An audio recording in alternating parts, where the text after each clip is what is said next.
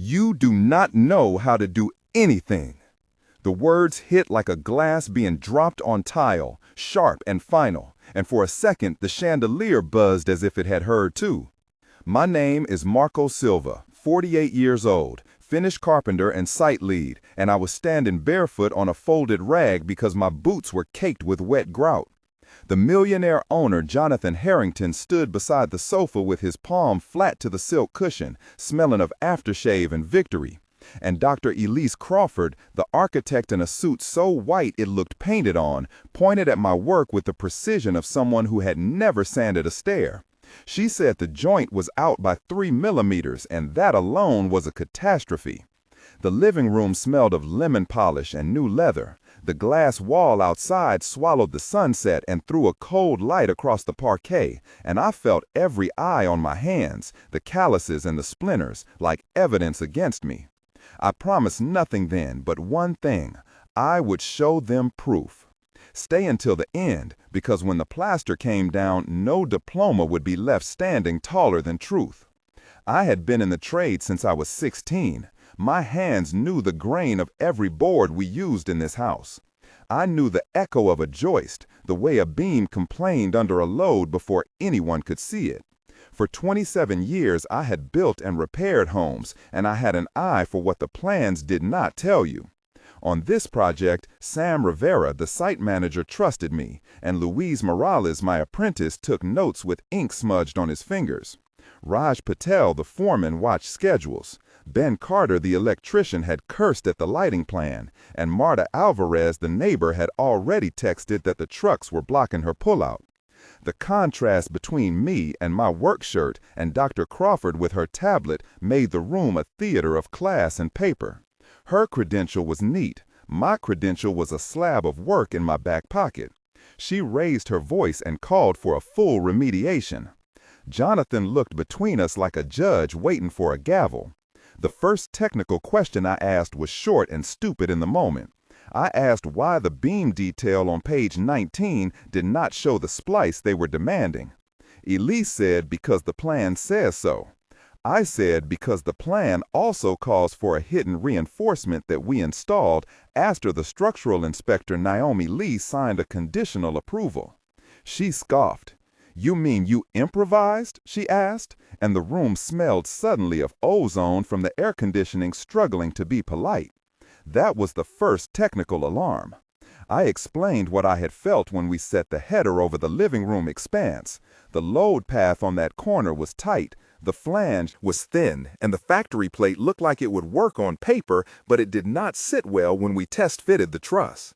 I said the 3 millimeters she pointed at were deliberate shims that set a camber into the beam so the finished ceiling would be true under load. She laughed, loud and brittle, and one of Jonathan Harrington's guests, a banker named Oliver Grant, smirked.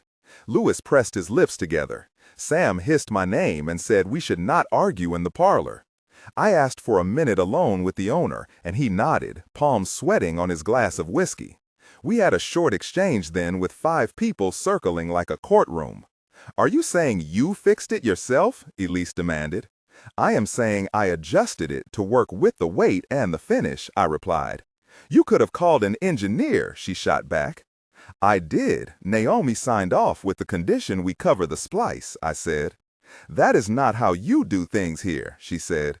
"That is how I have kept people from losing their roofs," I answered, and the air felt sticky with the smell of sweat and salon perfume. That night I went back with Louis and Raj, and we worked by lamplight while the mansion dream slept.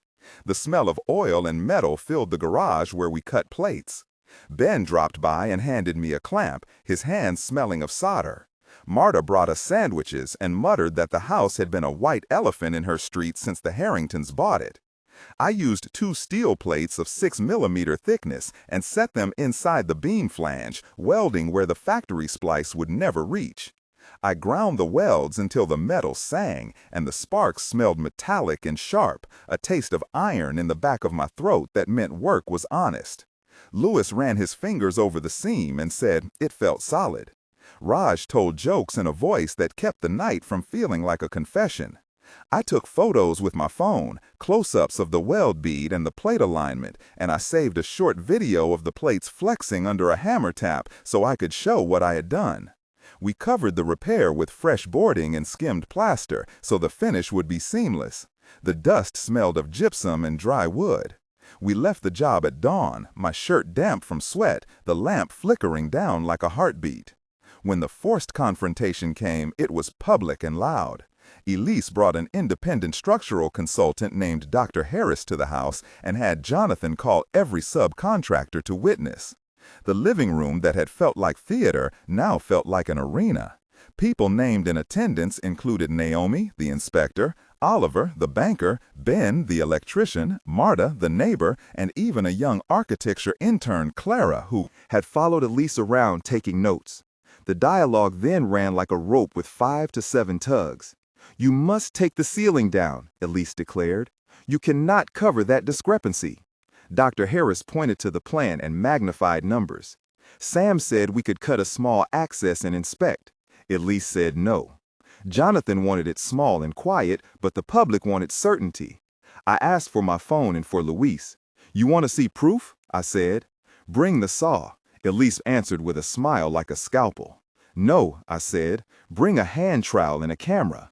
Cut small, show everyone." Ben asked if someone was recording. Clara raised her tablet. Marta clapped like she was about to sing. The room smelled now of dust and tension and someone dropping a coffee cup somewhere upstairs. I felt my palms go cold with the weight of it. The owner looked at me like a man deciding whether to throw a coin. They cut the plaster with hands that trembled. Plaster dust filleting into the air like a pale snow, and the sound hit everyone like rain. The first strip opened to reveal wood, then a glint of steel. I felt the heat of all eyes as if it were a flame. The camera leaned in. I said, "Look at the plate here and the weld bead here," and I pointed with the finger that still shook. The video Clara recorded caught the exact moment the voice of Oliver Grant went from smug to flat. Naomi walked forward, her face a study in official surprise. Dr. Harris bent, put a tape and measured the camber and the splice, and then read the photos on my phone. "This was reinforced," he said. Elise made a sound that I had never heard her make before, a small break of breath that was not professional. "Who authorized this?" she demanded. "I did," I said. "We did this for safety." Ben chimed. "I felt the beam settle differently when those plates were in."